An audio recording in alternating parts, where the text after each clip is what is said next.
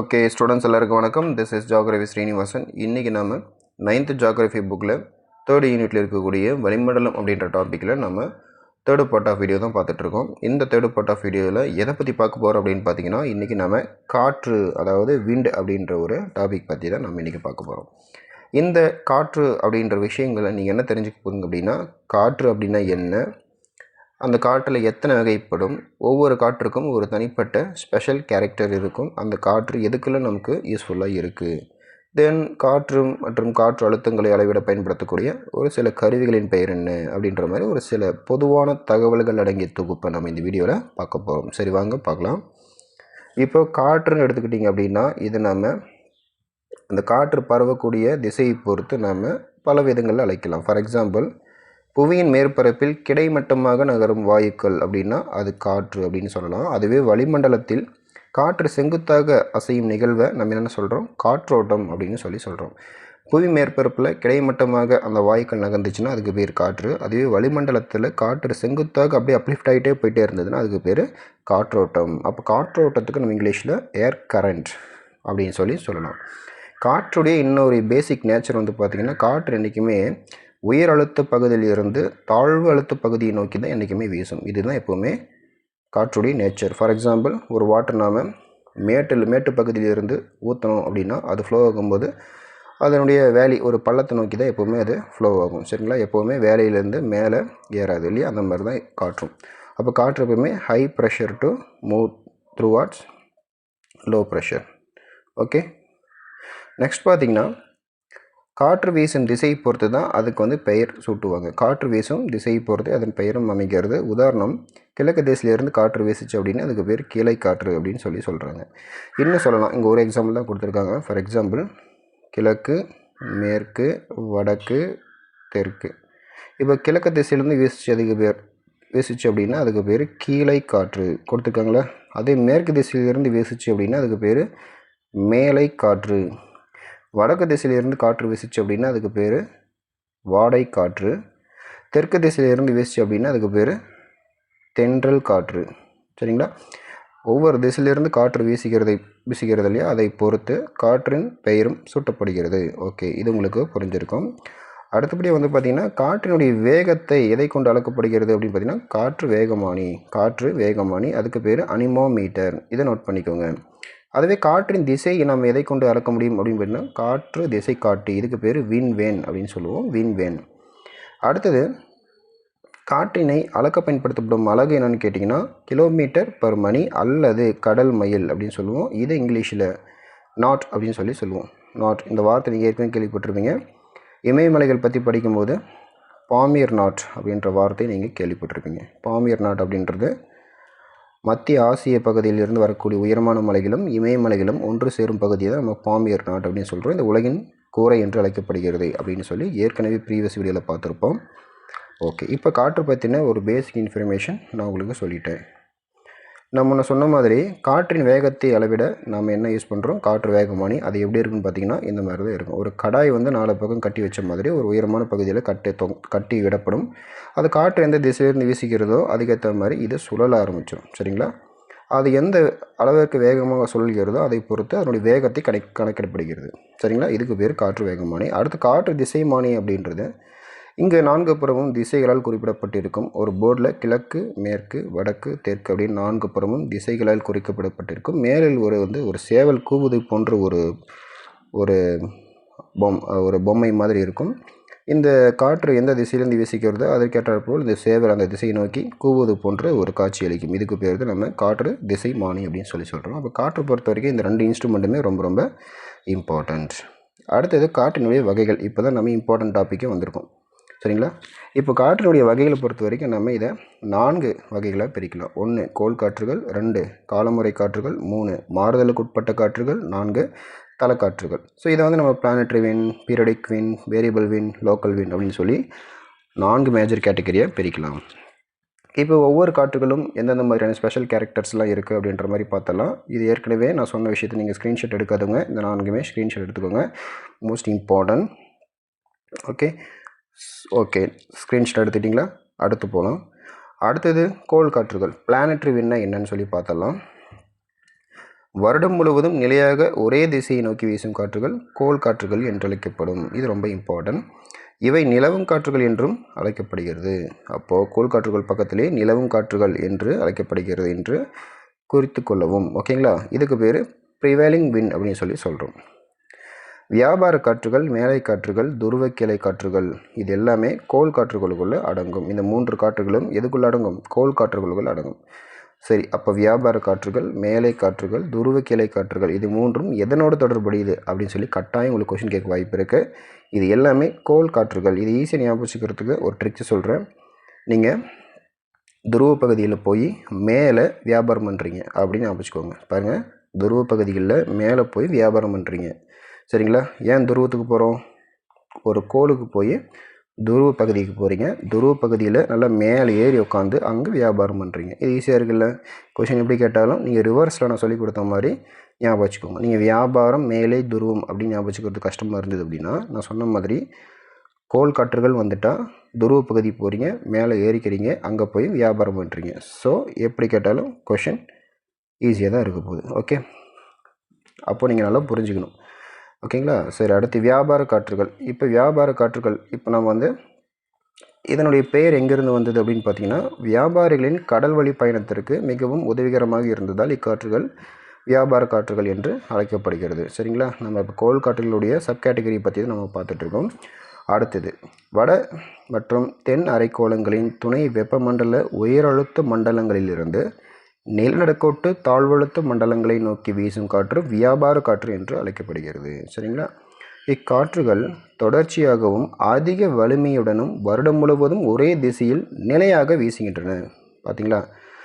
இது வியாபார காற்றுகள் என்று ஏன் அழைக்கப்படுகிறதுனா, கடல் வழி பயணத்திற்கு மிகவும் உதவியாக இருந்ததால் இக்காற்று வியாபார காற்றுன்னு சொல்கிறோம். அது மட்டும் இல்லாமல் இது எங்கேருந்து எங்கே வீசுகிறதுன்னு பார்த்தீங்கன்னா, வட மற்றும் தென் அரைக்கோளங்களின் துணை வெப்பமண்டல உயரழுத்த மண்டலங்களிலிருந்து நிலநடுக்கோட்டு தாழ்வழுத்த மண்டலங்களை நோக்கி வீசுகிறது. பொதுவாக காற்று அப்படின்னாவே உயர் அழுத்த மண்டலங்களிலிருந்து தாழ்வழுத்த மண்டலத்தை நோக்கி தான் வீசும். இதை உங்களுக்கு கொஞ்சம் ப்ரீஃபாக கொடுத்துருக்கேங்க. சரிங்களா? அவ்வளோதான். அதுவும் இல்லாமல் இதை தொடர்ச்சியாகவும் வீசும், அதிக வலிமையுடனும் இருக்கும், வருடம் முழுவதும் ஒரே திசையில் நிலையாக வீசும். இதுதான் ரொம்ப ரொம்ப இம்பார்ட்டன்ட். ஏன்னா வியாபார காற்று அதாவது ட்ரேடு பண்ணுறவங்கள பொறுத்த வரைக்கும் ஒரு கப்பல் மூலியமாக தான் அவங்க ட்ரேட் பண்ணுவாங்க இல்லையா? அப்போ அந்த கப்பலை நல்லா புஷ் பண்ணி நல்லா அந்த பக்கம் கொண்டு போகணும் அப்படின்னா அவ்வளோ பெரிய டன் எடையுள்ள கப்பலை நல்லா வலிமையான ஒரு காற்றால் மட்டும்தான் இங்கேருந்து இன்னொரு பகுதிக்கு கொண்டு போக முடியும். அப்போ ஆண்டு முழுவதும் ஒரே திசையில் வீசிச்சு அப்படின்னா ஒன்று போகிறதுக்கு இல்லை வரதுக்கு மட்டும்தான் அது யூஸ்ஃபுல்லாக இருக்கும்.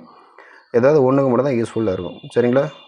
திரும்ப ரிட்டன் வரணும் அப்படின்னா வேறு ஒரு கடல் வழியில் தான் சுற்றிட்டு வரணும். ஏன்னா திரும்ப அந்த காற்று ஆப்போசிட் டைரெக்ஷனில் அடிச்சதுன்னா திரும்ப ஆரம்பித்த இடத்துக்கு வர முடியாது. ரொம்ப எதிர்காற்று தான் அடிக்கும்.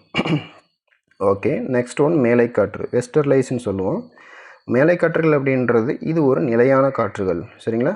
ஓகே, இவை வட தென் அரைக்கோளங்களின் வெப்பமண்டல உயரழுத்த மண்டலங்களிலிருந்து துணை துருவ தாழ்வழுத்த மண்டலத்தை நோக்கி வீசுகின்றன.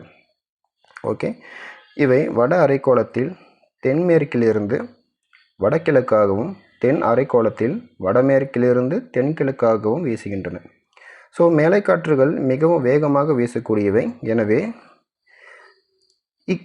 தென்கோளத்தில் இக்காற்றுகள் 40 டிகிரி அச்சங்களில் கர்ஜிக்கும் 40கள் என்றும் 50 டிகிரி அச்சங்களில் சீரும் 50கள் என்றும் 60 டிகிரி அச்சங்களில் கதரும் 60கள் என்றும் அழைக்கப்படுகின்றன. பாருங்கள், அப்போது என்ன சொல்லியிருக்காங்க அப்படின்னா, மேலை காற்றுகள் மிகவும் வேகமாக வீசக்கூடியவை. அப்போது எந்தெந்த பகுதிகளில் எந்தெந்த அச்சங்களில் எந்த அளவுக்கு வேகமாக வீசிக்கிறதோ அதுக்கு பேர் அதனுடைய ஒரு பெட் நம்பர் வச்சுருக்காங்க. 40 டிகிரி அச்சங்கள் அப்படின்னு எடுத்துக்கிட்டிங்கன்னா அங்கே கர்ஜிக்கும் 40கள், 50 டிகிரியில் வீசக்கூடிய காற்றுகளில் பார்த்திங்கன்னா சீரும் 50கள், 60 டிகிரி அச்சங்களில் வீசக்கூடிய வேகமான காற்றுக்கு கதரும் 60கள். அப்போ அந்த அளவுக்கு ரொம்ப ரொம்ப ஆக்ரோஷமான காற்றுகளாக இருக்கும். ஸோ அதனால தான் இந்த காற்று பார்த்திங்கன்னா ரொம்ப அதிவேகமாக வீசக்கூடிய காற்றுகள் அப்படின்னு சொல்கிறாங்க. அப்போ மேலை காற்றுகள் பற்றின இன்ஃபர்மேஷன் அவ்வளோதான். உங்களுக்கு கொஷின் கேட்டாங்கன்னா இந்த ஆங்கிலேருந்து தான் கேட்பாங்க. பார்த்துங்க.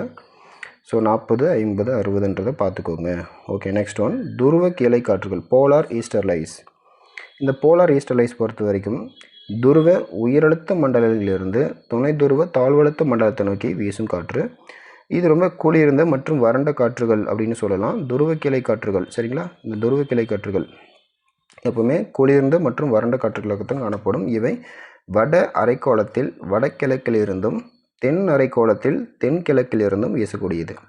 இக்காற்றுகள் வலுவிழந்த காற்றுகள் அப்படின்னு சொல்லலாம். சரிங்களா, ரொம்ப வலிமை குறைவாகவே காணப்படக்கூடிய ஒரு காற்றுன்னு சொல்லலாம். ஓகே, அப்போ துருவ கிளை காற்றுகள் பொறுத்த வரைக்கும் உங்களுக்கு என்ன கேட்பாங்கன்னா, துருவத்திலேருந்து வீசக்கூடிய காற்று குளிர்ச்சியாகவும் இருக்கும், வறண்டு போய் இருக்கும். அப்படி ஞாபகம் வச்சுக்கோங்க. சரிங்களா, துருவ பகுதி எப்போவுமே பனிகளாகவே காணப்படுமா, அந்த பனிகள் எப்பவுமே குளிர்ச்சி இருக்கும், வறண்ட பனி இருக்கும், அவ்வளோதான். இதை நீங்கள் ஞாபகம் வச்சுக்கோங்க. அங்கே ஒன்றும் பெரிய ஃபோர்ஸாக ஒன்றும் காற்று அடிக்காது, காற்றுகள் வலுவு குறைவாகத்தான் இருக்கும். ஓகே, அடுத்தது இப்போ நம்ம காற்று ஒரு பேசிக் இன்ஃபர்மேஷன் உங்களுக்கு புரிஞ்சிருக்கும். இடையில் ஒரு பாக்ஸ் இன்ஃபர்மேஷன் ஆல்சோ கொடுத்துருக்காங்க, அது இப்போயே பார்த்துருவோம். தகவல் பேர் என்ன கொடுத்துருக்காங்க அப்படின்னா, ஜிஜி கொரியாலிசிஸ் ஃபோர்ஸ் பற்றி கொடுத்துருப்பாங்க. இவர் பேர் ஜிஜி கொரியாலிசிஸ். இவர் ஒரு விஷயத்தை கண்டுபிடிக்கிறார். என்னென்னா, புவியின் சுழற்சி காரணமாக காற்று தான் வீசும் பாதையிலிருந்து விலகி வீசும். இவ்வாறு காற்று தன் பாதையிலிருந்து விலகி வீசுவதை கொரியாலிசிஸ் விளைவு என்கிறோம். காற்று வட அரைக்கோளத்தில் வலப்புறமாகவும் தென் அரைக்கோளத்தில் இடப்புறமாகவும் விலகி வீசுகின்றன. இதுவே ஃபெரல் விதி எனப்படுகிறது. சரிங்களா, ஓகே. ஃபெரல்ஸ் விதியை முன்மொழிந்தவர் வில்லியம் ஃபெரல் ஆவார். வில்லியம் ஃபெரல் ஜிஜி கொரியாலிசிஸ் விசையை பயன்படுத்தி ஃபெரல் விதியை நிரூபித்தார். பாருங்கள், ஃபஸ்ட்டு ஜிஜி கொரியாலிசிஸ் இருக்கிற இல்லையா, இவர் தான் காற்று விலகி வீசக்கூடிய ஒரு மெத்தட் கண்டுபிடிக்கிறாரு. இந்த ஜிஜி கொரியாலிசிஸ் விசையை பயன்படுத்தி ஃபெரல் விதியை ஒருத்தர் கண்டுபிடிக்கிறார். ஸோ 2 சயின்டிஸ்ட் உள்ளே வராங்க. சரி, இப்போ என்னென்னு சொல்லிடுறேன். பூமியின் சுழற்சி காரணமாக காற்று தன் வீசக்கூடிய பாதையிலிருந்து விலகி வீசுதான். சரி, ஓகே. அது காரணமே பூமியினுடைய சுழற்சி. பூமி எப்பவுமே மேற்கிலிருந்து கிழக்கு நோக்கி தான் சுற்றும். ஓகேங்களா, இவர் காற்று தன் பாதையிலிருந்து விலகி வீசக்கூடியது தான் கொரியாலிசிஸ் விளைவு அப்படின்றோம். சரிங்களா, அப்போது பூமி தன்னைத்தானே சுற்றிக்கிறதுனால காற்று தன் பாதையிலிருந்து விலகி வீசுது. சரிங்களா, இதுக்கு பேர் என்னங்க, கொரியாலிசிஸ் விளைவு, கொரியாலிசிஸ் எஃபெக்ட்னு சொல்கிறோம். இப்போது அதுவே நீங்கள் வட அரைக்கோளத்தை எடுத்துக்கிட்டிங்க அப்படின்னா, வட அரைக்கோளத்தில் வலப்புறமாக காற்றுகள் நகரும். அதுவே தென் அரைக்கோளத்தை எடுத்துக்கிட்டிங்க அப்படின்னா காற்றுகள் இடப்புறமாக நகரும். சரிங்களா, இதுவே இது என்ன சொல்கிறோம், ஃபெரல் விதி அப்படின்னு சொல்கிறோம். சரிங்களா, வட அரைக்கோளத்தில் வலப்புறமாகவும் தென் அரைக்கோளத்தில் இடப்புறமாகவும் விலகி வீசுகின்றன. இதுக்கு பேர் ஃபெரல் விதி. அப்போ ஃபெரல் விதியை முன்மொழிந்தவர் யாருன்னு கேட்டாங்கன்னா வில்லியம் ஃபெரல். ஓகேங்களா, ஓகே. இதை நீங்கள் ஞாபகம் வச்சுக்கணும், ரொம்ப இம்பார்ட்டன்ட். அடுத்து இதை நம்ம பார்க்க போகிறது கோள் காற்றுகள் 2வது கேட்டகரி, காலமுறை காற்றுகள். ஒன் செகண்ட், கொஞ்சம் ஹோல்டு பண்ணுங்கள். ஓகே, கோள் காற்றுகள் முடிச்சிட்டோம். அடுத்தது காலமுறை காற்றுகள். சரிங்களா, காலமுறை காற்றுகள், பீரியாடிக் விண்ட்ஸ். ஏன் இந்த காற்றுக்கு பீரியாடிக் விண்ட்ஸ் அப்படின்னு பேர் வச்சுன்னு கேட்டிங்கன்னா, காற்றுகள் தனது திசை பருவத்திற்கேற்ப மாற்றிக்கொள்வதால் இந்த காற்றுக்கு பருவ காற்றுகள், அதாவது மான்சூன் என்று பெயர். சரிங்களா, அதனால் இந்த காற்றுகள் காலத்துக்கு ஏற்ற மாதிரி தங்களோட திசையை மாற்றிக்கும். அதனால தான் பெயர் வந்திருக்கு. இக்காற்று பருவத்திற்கேற்ப தன் திசையை மாற்றிக்கொள்கின்றன. ஓகேங்களா, இவ்வாறு திசை மாற்றிக்கொள்வதற்கு நிலமும் கடலும் வெவ்வேறு விகிதங்களில் வெப்பமடைவதே காரணமாகும். இது ரொம்ப முக்கியம். ஏற்கனவே ஒரு டயக்ராம் போட்டு உங்களுக்கு சொல்லியிருப்பேன், நிலக்காற்றுனா என்ன, கடல் காற்றுனா என்னன்னு சொல்லிட்டு. ஓகேங்களா, அப்போது இது உங்களுக்கு புரிஞ்சிருக்கும். உங்களுக்கு ரொம்ப ரொம்ப இம்பார்ட்டண்டான பாயிண்ட் எதுன்னு கேட்டிங்கன்னா, காலமுறை காற்றுகள் அப்படின்னு இதனால் பேர் வந்துச்சுன்னு கேட்டிங்கன்னா, இக்காற்றுகள் தன் திசையை பருவத்திற்கேற்ப மாற்றிக்கொள்வதால் அப்படின்னு சொல்லலாம், அல்லது பருவத்திற்கேற்ப தன் திசையை மாற்றிக்கொள்கின்ற தன்முடைய காற்று என்பதால் அப்படின்ற மாதிரி சொல்லலாம். இந்த காற்றுனால தான் நமக்கு என்ன கிடைக்குது, பருவ காற்றுன்னு சொல்லக்கூடிய மான்சூன் நமக்கு கிடைக்குது. இந்த மான்சூன் வந்ததுன்னா நமக்கு என்ன கிடைக்கும், ரெயின்ஃபால் கிடைக்கும். அப்போது இந்த காலமுறை காற்றுகள் அப்படின்றது நமக்கு பார்த்திங்கன்னா மழையை தரக்கூடிய காற்று, மழையை தரும் காற்று. அப்போ மான்சூன் பொறுத்த வரைக்கும் 2 கேட்டகரியை பிரிக்கலாம். இந்தியாவை பொறுத்த வரைக்கும் நம்ம நாட்டில் வீசக்கூடிய மான்சூன் விண்டு பார்த்திங்கன்னா 2 கேட்டகரியை பிரிக்கலாம். ஒன்று பார்த்திங்கன்னா சவுத் வெஸ்ட் மான்சூன், இன்னொன்று நார்த் ஈஸ்ட் மான்சூன். ஓகேங்களா, ஓகே. அப்போ 2மே ரொம்ப ரொம்ப இம்பார்ட்டன்ட், பார்த்து வச்சுக்கோங்க. அடுத்தது மாறுதலுக்கு உட்பட்ட காற்றுகள். சரிங்களா, வேரியபிள் விண்ட்ஸ்ன்னு சொல்கிறோம். இது பார்த்திங்கன்னா கொஞ்சம் சூறாவளிகளோடு சம்மந்தப்பட்ட ஒரு காற்றுகள் அப்படின்னு சொல்லணும். சூறாவளிகள், சைக்ளோன் சொல்கிறோம் இல்லையா, அதுதான். முதல்ல சைக்ளோன் என்னும் சொல் எங்கேருந்து வந்ததுன்னு கேட்டிங்கன்னா, ஒரு கிரேக்க சொல். இதற்கு சுருண்ட பாம்பு என்று பொருள்படும். இந்த சைக்ளோன் பற்றி நீங்கள் அதிகம் கேள்விப்பட்டிருப்பீங்க. மேக்ஸிமம் இது அதிக அழுத்தமுள்ள பகுதியிலிருந்து குறைவான அழுத்தமுள்ள பகுதிக்கு சுழல் வடிவத்தில் குவிந்து செல்லக்கூடிய ஒரு சூறாவளி காற்று டைப்னு சொல்லலாம். சரிங்களா, அப்போது அதிக அழுத்தத்திலிருந்து குறைந்த அழுத்தமுள்ள பகுதிக்கு சுழல் வடிவத்தில் குவியும் காற்று, இதுதான் சூறாவளி, சைக்ளோன் அப்படின்னு சொல்கிறோம். அதுவும் இல்லாமல் இதனுடைய இம்பார்ட்டன்ஸ் கேட்டிங்கன்னா, பூமியினுடைய சுழற்சியின் காரணமாக இந்த சூறாவளி வட அரைக்கோளத்தில் கடிகார சுற்றுக்கு எதிர் திசையிலும் தென் அரைக்கோளத்தை பொறுத்த வரைக்கும் கடிகார திசையிலும் வீசுகின்றன. சரிங்களா? இப்போ ஒருத்தருக்கு ரெண்டாக பிரிச்சுட்டேன். வட அரைக்கோளத்தில் வந்து பார்த்திங்கன்னா பூமியின் சுழற்சியின் காரணமாக இந்த சூறாவளி அப்படின்றது வட அரைக்கோளத்தில் கடிகார திசைக்கு எதிர் சுற்றில் பாருங்கள் இப்படி சுற்றும். தென் அரைக்கோளத்தில் போய் பார்த்திங்கன்னா இந்த சூறாவளியினுடைய சுழற்சி எப்படி இருக்குன்னு பார்த்திங்கன்னா கடிகார திசையில் இப்படி சுற்றும். அப்போ நம்மளுடைய நாடு எங்கே இருக்குது? நம்ம இந்தியா வட அரைக்கோளத்தில் இருக்குது. அப்போ வட அரைக்கோளத்தில் வீசக்கூடிய எல்லா புயல் காற்றுமே எந்த வடிவத்தில் இருக்கும் பாருங்கள், கடிகார திசைக்கு எதிர் திசையில் தான் இருக்கும். இது இம்பார்ட்டன்ட் கொஷின். ஓகே, சரி. இப்போ சூறாவளிகள் தெரிஞ்சிருச்சு. இந்த சூறாவளியோட டைப்ஸ் எத்தனைன்னு கேட்டிங்கன்னா 1 வெப்ப சூறாவளிகள், 2 மித வெப்ப சூறாவளிகள், 3 கூடுதல் வெப்ப சூறாவளிகள். ஓகே, அடுத்தது வெப்ப சூறாவளிகள். டிராபிக்கல் சைக்ளோன்ஸ்னால் என்ன, அதை பற்றி பார்த்துடலாம். வெப்ப சூறாவளிகள் வெவ்வேறு பெயர்களில் அழைக்கப்படுகின்றன. இவை இந்திய பெருங்கடலில் சூறாவளிகள் அதாவது சைக்ளோன் அப்படின்றும், மேற்கு பசிபிக் பெருங்கடலில் டைஃபூன்கள் அப்படின்றும், கிழக்கு பசிபிக் பெருங்கடல் மற்றும் அட்லாண்டிக் பெருங்கடல்களில் ஹரிக்கன்கள் அப்படி என்றும், பிலிப்பைன்ஸ் பகுதிகளில் பேக்யூஸ் என்றும், ஜப்பானில் டைஃபூன் என்றும், ஆஸ்திரேலியாவில் வில்லி என்றும் அழைக்கப்படுகின்றன. பாருங்கள் எந்தெந்த பகுதிகளில் எப்படிப்பட்ட பெயர்களை கொண்டு அழைக்கப்படுகிறது அப்படின்றத பார்த்துக்கோங்க. சரிங்களா? பாருங்கள் புயலுடைய அந்த ஷேப் பாருங்கள் எப்படி சுற்றுது பாருங்களேன். இது கடிகார திசையா எதிர் கடிகார திசை? கரெக்டாக சொல்லுங்கள். இது பார்த்திங்கன்னா கடிகார திசை. கடிகார திசையில் வீசக்கூடிய காற்று எங்கே வீசும்? தென் அரைக்கோளங்களில் வீசும் இல்லைங்களா? தென் அரைக்கோளங்களில் வீசும். ஓகேங்களா? இதுதான் புயலுடைய கண் பகுதின்னு சொல்லுவோம். இந்த புயலுடைய கண் பகுதிகளில் வந்து பார்த்திங்கன்னா எப்போவுமே லோ ப்ரெஷர் அதிகமாக இருக்கும். இந்த வெளிப்பகுதிகளில் தண்ணி பீச்சிட்டு அடிக்கிறதுலே அந்த இடத்துல ஹை ப்ரெஷர் ரொம்ப அதிகமாக இருக்கும். ஹை ப்ரெஷராக இருக்கக்கூடிய பகுதிகளில் தான் தண்ணி பீச்சிட்டு வந்து நம்ம மேலே ஸ்ப்ரேவாக தெரிக்கும். சரிங்களா? இப்போ பார்த்துருப்பீங்க நவம்பர் டிசம்பர் காலகட்டத்தில் எப்போவுமே மழை பெஞ்சிக்கிட்டே இருக்கும் தூறல் மாதிரி. இதுதான் கடலில் ஏற்படக்கூடிய ஒரு புயல் தான் நமக்கு சூறாவளிகளை நமக்கு வந்து வந்தடைகின்றன. ஓகேங்களா? ஓகே, அடுத்து பார்த்திங்கன்னா ஒரு இம்பார்ட்டன்ட் கொஷின் தகவல் பிழை மூலிமா நீங்கள் தெரிஞ்சுக்க போகிறீங்க. சூப்பர் சைக்ளோன் அப்படின்ற ஒரு பெரிய சைக்ளோன் ஒடிஷா மாவட்டத்தில் வந்தது. அதை பற்றி நம்ம பார்க்கலாம். 1999 வருடம் அக்டோபர் 29ஆம் நாள் வெள்ளிக்கிழமை அன்று இந்தியாவின் ஒடிஷா மாநிலத்தின் கடற்கரையோர பகுதிகளில் பெரும் சூறாவளி தாக்கியது. இது இந்திய வரலாற்றிலேயே அதிக வலுவுடன் வீசிய மிகப்பெரிய பேரழிவை ஏற்படுத்திய சூறாவளின்னு சொல்லலாம்.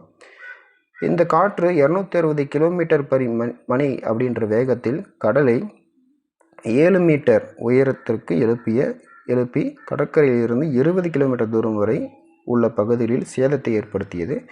மேலும் இச்சூறாவளியால் ஒடிஷாவின் 12 கடலோர மாவட்டங்களில் வாழ்ந்த 10 மில்லியன் மக்கள் பாதிக்கப்பட்டார்கள். சரிங்களா? சுமார் 10,000 பேர் உயிரிழப்பும் நேர்ந்தனர். சரிங்களா? ஓகே, அப்போது உங்களுக்கு சிம்பிளாக சூப்பர் சைக்ளோன் எப்போ வந்தது? 1999 அக்டோபர் 29ஆம் நாள் வெள்ளிக்கிழமை என்று.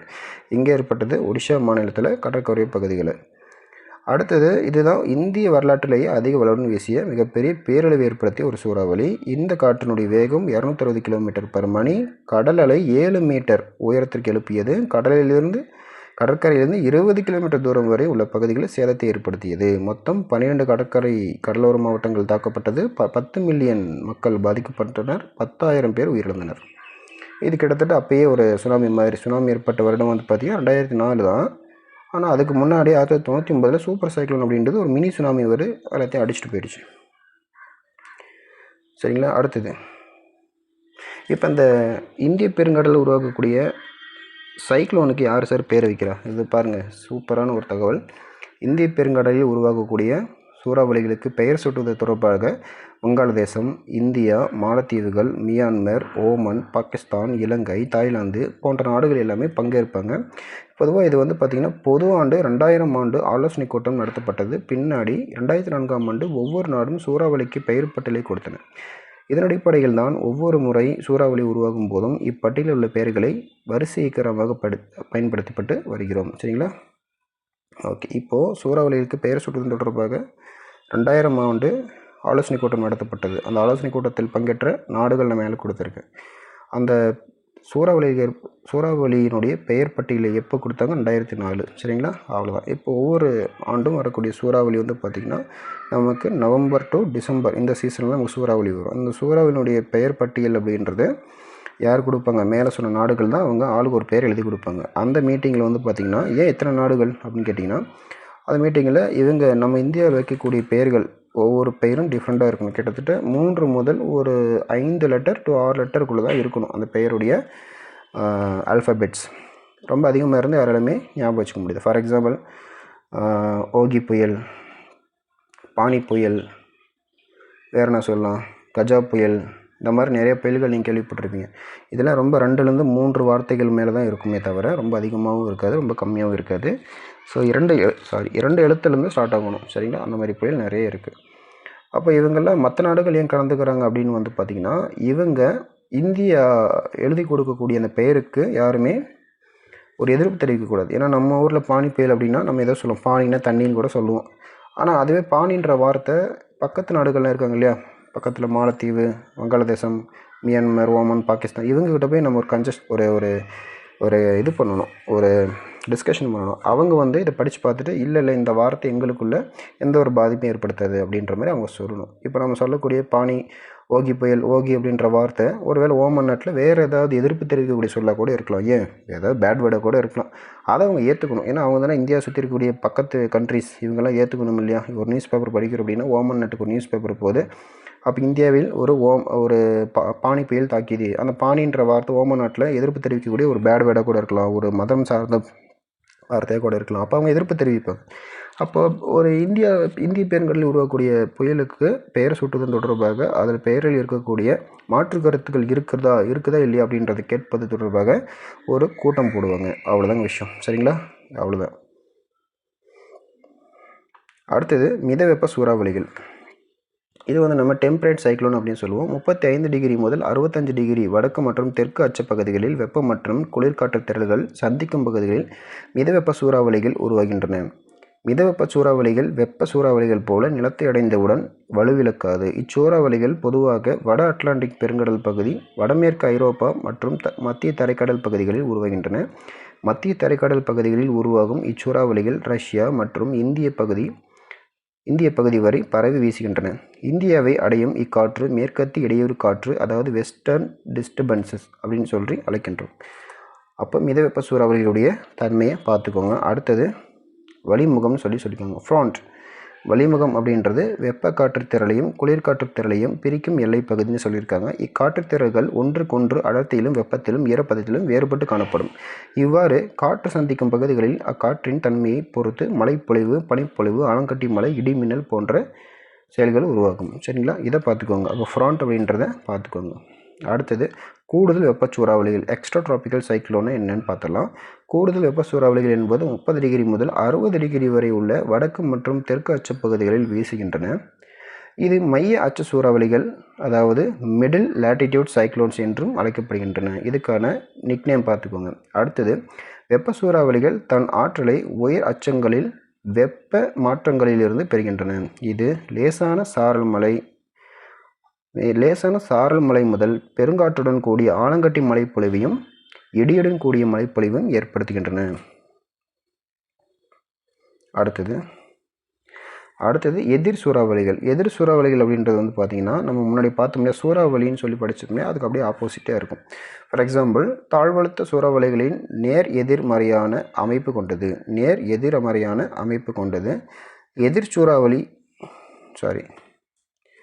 தாழ்வழுத்த சூறாவளிகளின் நேர் எதிர்மறையான அமைப்பு கொண்டது எதிர் சூறாவளியாகும். இங்கு உயரழுத்த மண்டலம் மையத்திலும் தாழ்வழுத்தங்கள் அதனை சுற்றி சூழ்ந்தும் காணப்படுகின்றன. ஓகேங்களா? சரி, இப்போ பாருங்கள், உயரழுத்த மண்டலம் அப்படின்றது அதனுடைய மையத்தில் இருக்கும். அதுவே வெளிப்பக்கத்தில் வந்து பார்த்திங்கன்னா தாழ்வழுத்தம் இருக்கும். அதுதாங்க சொல்லியிருக்காங்க. சரிங்களா? ஓகே. உயரழுத்தமுள்ள மண்டலத்திலிருந்து தாழ்வழுத்த பகுதிக்கு சுழல் வடிவத்தில் காற்று வந்தடைகிறது. எதிர் சூறாவளிகள் பெரும்பாலும் வெப்ப அலைகளுடன் குளிர் அலைகளுடன் காணப்படும். சரிங்களா? அடுத்தது தலைக்காற்றுகள். லோக்கல் விண்ட்ஸ் அப்படின்னா ஒரு குறிப்பிட்ட பகுதியில் ஒரு குறிப்பிட்ட ரீஜனில் அப்பப்போ வீசக்கூடிய காற்று தலைக்காற்றுகள்னு சொல்லுவோம். சரிங்களா? ஒரு குறிப்பிட்ட இடத்தில் குறுகிய காலத்திற்கு மட்டும் வீசும் காற்று தலைக்காற்று எனப்படும். தலைக்காற்றின் தாக்கம் குறிப்பிட்ட பகுதிகளில் மட்டும் காணப்படும். இவை குறிப்பிட்ட பருவத்தில் மட்டும் வீசுகின்ற காற்றாகும். இது உலகில் ஒவ்வொரு இடத்திலும் ஒவ்வொரு பெயர் கொண்டு அழைக்கப்படுகிறது. பார்த்துக்கோங்க. தலைக்காற்றுகள்லாம் டெஃபினேஷன் என்னன்னு பார்த்துக்கோங்க. அடுத்தது ஃபார் எக்ஸாம்பிள் எந்தெந்த மாதிரி தலைக்காற்றுகள்லாம் இருக்குதுன்னு பார்த்தீங்கன்னா ஃபான் காற்று, சிராக்கோ, சின்னூக், லூ, தென் மிஸ்ட்ரல், ஃபோரா, இது எல்லாமே வந்து பார்த்திங்கன்னா தலைக்காற்று. பார்த்து வச்சுக்கோங்க. ஃபோன், சிராக்கோ, சின்னூக், லூ, மிஸ்ட்ரல், ஃபோரா. இந்த ஃபான் காற்று எங்கே வீசும்? Alps and Europe. சிராக்கோ எங்கே வீசும்? ஆப்பிரிக்காவின் வட கடற்கரை பகுதி. சின்னூக் எங்கே வீசும்? ராக்கி மலைத்தொடர் மற்றும் வட அமெரிக்கா. லூ எங்கே வீசும்? தார் பாலைவனம். இதுதான் ரொம்ப இம்பார்ட்டன்ட். நம்மளுடைய தார் பாலைவனத்தில் வீசக்கூடிய தலைக்காற்றின் பெயர் லூ. சரிங்களா? அடுத்தது மிஸ்ட்ரல் அப்படின்றது மத்திய தரைக்கடல் பகுதி, இங்கே ஃப்ரான்ஸில். ஃபோரா அப்படின்றது வந்து பார்த்திங்கன்னா போரா, மத்திய தரைக்கடல் பகுதியில், அதுவும் இத்தாலியில் வீசக்கூடிய காற்று. இது ரொம்ப ரொம்ப இம்பார்ட்டன்ட். ப்ரீவியஸ் இயரில் கேட்கப்பட்ட original question. Okay, next one. Okay, இப்போ நாம் இதை பற்றி இன்ஃபர்மேஷன் எல்லாமே பார்த்துட்டோம். அடுத்தது மேகங்கள்லாம் கொடுத்துருக்காங்க. ஓகே ஓகே இப்போது இந்த டாபிக் போதுமானது. நம்ம பேலன்ஸ் நம்ம அடுத்த கிளாஸில் பார்ப்போம். ஏன்னா ஒரு வீடியோ ரொம்ப டூ லென்த்தாக போச்சு அப்படின்னா யாருமே கான்ஸ்டன்ட் உட்காந்து பார்க்க முடியாது. அதுவும் இந்த வீடியோ கிளாஸை பொறுத்த வரைக்கும் இதுவே உங்களுக்கு போதுமானது. பேலன்ஸ் டாப்பிக்கை நம்ம அடுத்த கிளாஸில் பார்ப்போம். Okay, thank you.